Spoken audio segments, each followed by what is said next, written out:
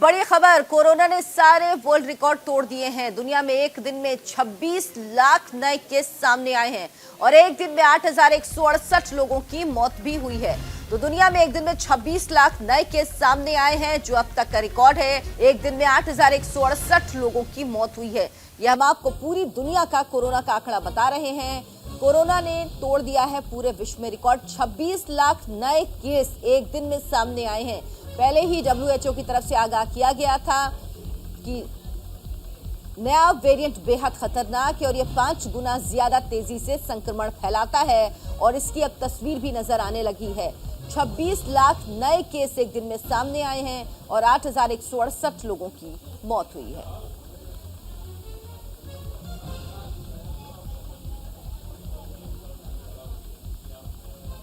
और हम आपको देश में जगह जगह कोरोना मीटर का हाल बता रहे हैं। लखनऊ चलते हैं, जहां से नीरज हमारे साथ जुड़े हैं और मुंबई से हमारे साथ शुभम पांडे जुड़े हैं।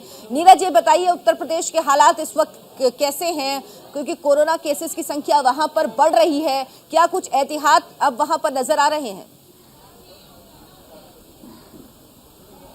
देखिए, अगर उत्तर प्रदेश की बात की जाए तो उत्तर प्रदेश में जो कोरोना का संक्रमण है वो लगातार दिन प्रतिदिन लगातार बढ़ता जा रहा है। और राजधानी लखनऊ की बात करें तो यहाँ भी दुगने से ज्यादा रफ्तार से कोरोना फैल रहा है। आज की डेट में 800 से ज्यादा मरीज लखनऊ में मिले हैं और पहले नंबर पर अगर कहा जाए तो ग्रेटर नोएडा यानी कि गौतम बुद्ध नगर रहा है। और इसके अलावा उत्तर प्रदेश के 70 जिले ऐसे हैं जहां पर कोरोना ने पूरी तरह से अपने पैर पसारने शुरू कर दिए हैं। ओमिक्रॉन जो वायरस है उसने भी करीब 10 से 12 जिलों में अपनी उपस्थिति दर्ज करा ली है, लेकिन जो लोग हैं वो मानने को तैयार नहीं है। तमाम जगहों पर भीड़ भाड़ वाले स्थान पर लगभग 70% लोग ऐसे हैं जो मास्क से परहेज कर रहे हैं और यही वो लोग हैं जो आने वाले वक्त में मुसीबत में फंसेंगे। फिर उसके बाद सरकार को कोसने के अलावा उनके पास और कोई चारा नहीं रहेगा। अभी भी वक्त है ऐसे लोग सुधर जाएं, नहीं तो निश्चित तौर पर कोरोना एक बार फिर से अपना घातक रूप लेकर सामने आएगा, जैसे कि दूसरी लहर में सामने आया था। शुभम, मुंबई के क्या हालात हैं, क्योंकि खबरें यह हैं कि हर 3 में से एक व्यक्ति वहां पर पॉजिटिव पाया जा रहा है। कितने मरीज अब तक मिले हैं मुंबई में और महाराष्ट्र में और किस तरह के एहतियात बरते जा रहे हैं? देखिए अर्चना जी, अगर महाराष्ट्र की बात करें तो महाराष्ट्र में पिछले 24 घंटों में 36,000 से ज्यादा कोरोना वायरस के मामले सामने आए, जो कि देश की आर्थिक राजधानी मुंबई में अकेले 20,000 से ज्यादा कोरोना वायरस के मामले पिछले 24 घंटों में दर्ज किए गए। उसी के साथ ओमिक्रॉन की बात करें तो मुंबई में ओमिक्रॉन के पिछले 24 घंटों में 79 मरीज जो है वो दर्ज किए गए हैं। उसी के साथ खतरा जो है महाराष्ट्र में वो लगातार जो है मंडराते हुए नजर दिखाई दे रहा है। आज शाम जो जानकारी मिल रही है कि महाराष्ट्र के मुख्यमंत्री उद्धव ठाकरे कुछ वीकेंड कर्फ्यू और कुछ और प्रतिबंध जो है वो लगा सकते हैं। शाम को 7 बजे प्रधानमंत्री नरेंद्र मोदी के साथ उनकी ऑनलाइन एक मीटिंग होगी। उसके बाद ये फैसला जो है मुंबई वासी और महाराष्ट्र के जो लोग हैं उनके ऊपर ये जो फैसला जारी कर दिया जाएगा, क्योंकि मामले जिस तरह से लगातार तेजी से पैर पसाकर आगे बढ़ रहे हैं। हालांकि बीएमसी जो देश की एशिया की सबसे बड़ी महानगर पालिका है, जिसके अंडर जो है पूरी मुंबई की देखरेख होती है, उनकी जो मेयर है किशोरी पेडनेकर, उन्होंने साफ तौर पर कह दिया था कि जिस दिन मुंबई में अकेले 20,000 से ज्यादा मामले दर्ज होने लगे उस दिन मुंबई में मिनी लॉकडाउन लगाया जा सकता है। अब जो कि 20,000 मामले पिछले 24 घंटे में दर्ज हो चुके हैं, तो लॉकडाउन की ओर मुंबई जो है बढ़ चुका है। अब तो थोड़ी देर का इंतजार करना होगा, शाम को जो है यह ऑर्डर आ सकता है, जिसके बाद सैटरडे संडे वीकेंड कर्फ्यू और कुछ और जो था जैसे पब्लिक जैसे Girgaon Chowpatty, Colaba gate of India हो या जुहू चौपाटी हो, मरीन ड्राइव इलाका हो, इन्हें पूरी तरीके से बंद करने का प्रावधान रखा जा सकता है। उसके अलावा तमाम धार्मिक स्थल, तमाम जो गार्डन है, प्लेसेस है, मल्टीप्लेक्स थिएटर है, इन्हें भी बंद किया जा सकता है। तो कुल मिलाकर खतरे की घंटी इस वक्त महाराष्ट्र और मुंबई में मंडराते हुए दिखाई दे रही है और पलायन का जो सिलसिला था मजदूरों का वो भी शुरू होने जो है वो होने जा रहा है, क्योंकि कई सारे मजदूर जो है वो अब इसकी फिराक में जैसे अगर लॉकडाउन लगा तो अपने मुल्क की तरफ जो है पलायन करना शुरू कर देंगे। जी बिल्कुल, तो हर जगह देश के हर इलाके से लगभग ऐसी ही तस्वीर आ रही है। नीरज, ये बताइए कि अब उत्तर प्रदेश में जो वीकेंड लॉकडाउन है, इसके अलावा रात का कर्फ्यू, उसके अलावा क्या कुछ और इजाफा किया जा सकता है? कोई नई गाइडलाइंस आ सकती हैं जिस तरह से मामलों में लगातार बढ़ोतरी हो रही है? देखिए, जो गाइडलाइन है वो लगातार सख्त होती भले जा रही हैं, लेकिन जो रैलियों पे अभी फिलहाल जो बड़े राजनीतिक दलों हैं उन्होंने अपनी बड़ी रैलियों पर तो रोक लगा दी है, लेकिन जो छोटे छोटे प्रोग्राम्स वो कर रहे हैं उसमें कोई रोक नहीं है। जैसे तमाम तरह के महापुरुषों की जो कार्यक्रम किए जा रहे हैं उसमें 1000 से 1500 2000 लोग आ जा रहे हैं। इसके अलावा छोटे छोटे कार्यक्रम जो विभिन्न जिलों में राजनीतिक दलों द्वारा किए जा रहे हैं वो सभी राजनीतिक दलों द्वारा किए जा रहे हैं। हालांकि बड़े कार्यक्रम तो स्थगित कर दिए गए हैं, लेकिन ये छोटे छोटे कार्यक्रम आने वाले वक्त में काफी गंभीर परिणाम भुगताएंगे पूरे उत्तर प्रदेश की जनता को। रही बात प्रतिबंध की, तो जिस तरह के प्रतिबंध है अभी फिलहाल जिस तरह से कोरोना का संक्रमण बढ़ रहा है वो प्रतिबंध नाकाफी हैं, क्योंकि व्यक्ति मानने को तैयार नहीं है। राजनीतिक दल अपनी रैलियों में मस्त है, अपने जो उनके छोटे छोटे कार्यक्रम है उसमें मस्त है। एक व्यक्ति ही काफी है 50 लोगों को कोरोना संक्रमित करने के लिए। लिहाजा अगर 1000 या 2000 की भी भीड़ जुटाई जाती है तो वो भी कहीं ना कहीं असर वो हमारे बिल्कुल, समझना होगा कि मामला कितना संवेदनशील है, कितना सतर्क रहने की जरूरत है। और इसमें जो राजनीतिक दल हैं, खासतौर पर नेता हैं, जनप्रतिनिधि हैं, वो उनकी जिम्मेदारी सबसे ज्यादा बनती है, लेकिन वो अपनी जिम्मेदारी निभाते नहीं नजर आ रहे। आप दोनों का बहुत बहुत शुक्रिया, नीरज और शुभम, हमारे साथ जुड़ने के लिए, इस तमाम जानकारी के लिए। चुनाव से पहले ब्राह्मणों को लुभाने की कोशिश बीजेपी ने शुरू कर दी है। भगवान परशुराम की मूर्ति का अनावरण बीजेपी सांसद रीता बहुगुणा जोशी के बेटे मयंक जोशी ने किया है। ये मूर्ति बनवाई है रीता बहुगुणा जोशी के बेटे मयंक जोशी ने, उस मूर्ति का अनावरण भी किया गया। तो ये तस्वीर आप देखिए, अब भगवान परशुराम को लेकर राजनीति शुरू हो गई है। एक तरफ समाजवादी पार्टी अध्यक्ष ने इसकी घोषणा की, दूसरी तरफ बीजेपी की नेता रीता बहुगुणा जोशी के बेटे मयंक जोशी ने भगवान परशुराम की मूर्ति बनवाई और इस मूर्ति का उन्होंने अनावरण भी किया। चुनावों से पहले जो 12% ब्राह्मण है उत्तर प्रदेश में, उनको लुभाने की कोशिश हर दल कर रहा है, चाहे बीजेपी हो, समाजवादी पार्टी हो या बहुजन समाज पार्टी।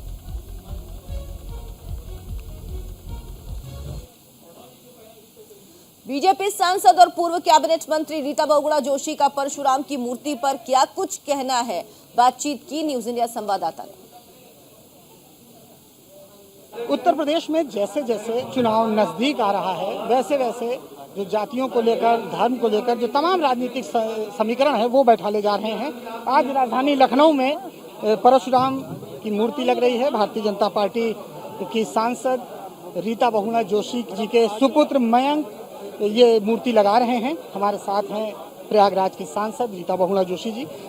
मैम, आज मूर्ति लग रही है, क्या इसके पीछे वजह, क्या राजनीतिक कारण है इसके पीछे? लखनऊ में एक भी परशुराम भगवान की प्रतिमा नहीं थी, तो इससे इस प्रतिमा को स्थापित किया गया है और मेरे पुत्र मयंक जोशी जी ने लोगों की मांग पर इसको स्थापित किया है। तो हम बड़े प्रसन्न हैं। 16% ब्राह्मण समाज है उत्तर प्रदेश में और लखनऊ में मांग थी, इसलिए उनकी भावनाओं को कद्र करते हुए इसको लगाया गया। अच्छा मैम, अभी अखिलेश यादव जी ने भी एक मूर्ति लगाई उनके किसी सेवक, और ये कहा जा रहा है कि भारतीय जनता पार्टी भी अब उसी नक्शे कदम पर चल रही है कि जैसे जब अखिलेश ने लगाई तो बीजेपी वालों ने भी लगाई है। अखिलेश जी का कहना। देखिए, हम तो अपनी सांस्कृतिक धरोहर का सम्मान करते हैं, चाहे काशी विश्वनाथ हो, चाहे हमारा अयोध्या का मंदिर हो, रामलला मंदिर, या बौद्ध सर्किट हो, या हमारा चित्रकूट का हो या मथुरा का, हर तरफ प्राधिकरण बना के हम काम कर रहे हैं, क्योंकि ये एक नवीन जन जागरण है अपनी सांस्कृतिक धरोहर, धार्मिक धरोहर की हो। इससे बाकी पार्टियां भी सक्रिय हो रही हैं। ऐसा इस समय सभी दलों को ब्राह्मणों की याद आ रही है। नहीं, हमारे साथ तो ब्राह्मण हैं, याद वो करें जिन्होंने उनको इग्नोर किया। हमारे साथ तो वो हैं क्योंकि उन्हीं की भावनाओं को रखे, चाहे वो सर्व समाज का उन्नति हो, चाहे वो धार्मिक जागरण हो, चाहे वो सांस्कृतिक जागरण हो, वो सारा काम हम ही ने किया है। अच्छा, भले ही ये कहा जा रहा हो कि इस मूर्ति के राजनीतिक कोई कारण ना निकाले जाए, लेकिन फिर भी सवाल यही उठता है कि जब से चुनाव आने वाला है 2022 का, तब से तमाम राजनीतिक संगठन ब्राह्मणों को लेकर अपने अपने सम्मेलन कर रही हैं, उन्हें अपने अपने तरह से खुश करने की कोशिश कर रही हैं और आज का ये मूर्ति लगाने का ये कार्यक्रम इसी को लेकर जोड़ा जा रहा है। कैमरामैन हरि के साथ Neeraj Mishra, news India, Lucknow.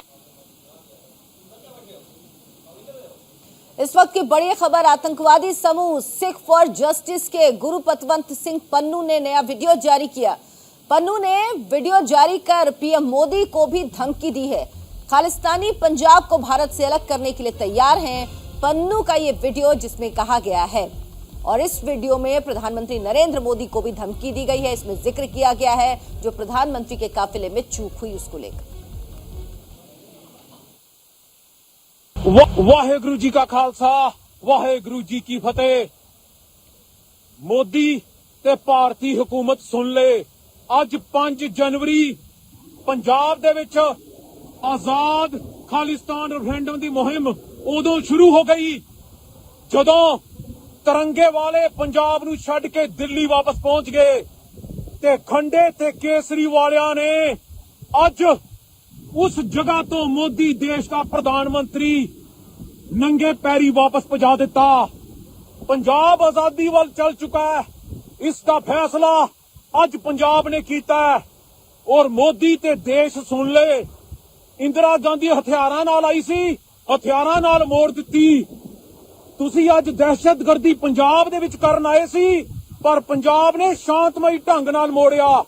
Khalistan referendum दी मुहिम वोटां दी मुहिम वोटां दी है, बंबां दी नहीं है। इन्हां वोटां राहीं असी पंजाब नूं भारत दे कब्जे चों आजाद कराउणा है। पंजाब ने अज मोहर लाती है इस गल ते कि आउण वाले समय दे विच असेंबली चोणां दे बराबर खालिस्तान रेफरेंडम दी मुहिम चलेगी ते जेड़ी भी राजनीतिक पार्टी, चाहे वो कांग्रेस चन्नी है, चाहे वो सिद्धू है, चाहे वो बीजेपी है, चाहे यह झाड़ू वाले है, जेड़ा केसरी दे खिलाफ खड़िया ओदे ते खंडे दी मोहर लगेगी ते तिरंगे वाले जाणगे दिल्ली। वाहेगुरु जी का खालसा, वाहेगुरु जी की फतेह। वाहेगुरु। पंजाब में पीएम की सुरक्षा में जो चूक हुई उसे लेकर साक्षी महाराज ने क्या कहा, आपको सुनाते हैं। इसमें पंजाब सरकार और खालिस्तानियों की मिली भगत लग रही है। जिस प्रकार से विश्व के सबसे बड़े लोकतांत्रिक राष्ट्र के यशस्वी प्रधानमंत्री का काफिला जाता है और उसके साथ वो अवरुद्ध हो जाता है, मैं तो आश्चर्यचकित हूं। और माननीय प्रधानमंत्री जी के सुरक्षा अधिकारी और वहां से लौट के चले जाते हैं। बाई चांस अगर कोई भी घटना घटित होती, सारा देश आग के हवाले होता, सारे देश की स्थिति क्या होती।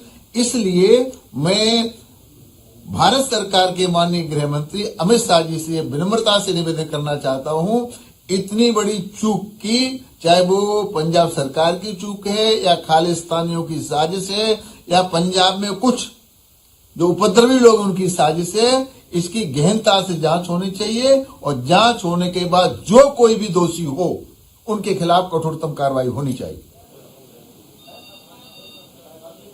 पंजाब में प्रधानमंत्री की सुरक्षा में हुई चूक को लेकर हरियाणा के शिक्षा मंत्री कंवरपाल गुर्जर का क्या कुछ कहना है, बात की न्यूज इंडिया संवाददाता ने। में प्रधानमंत्री की सुरक्षा में हुई चूक को लेकर एक तरफ जहां जांच शुरू हो गई है, तो वहीं कहीं ना कहीं राजनीति भी अब उफान लेने लगी है।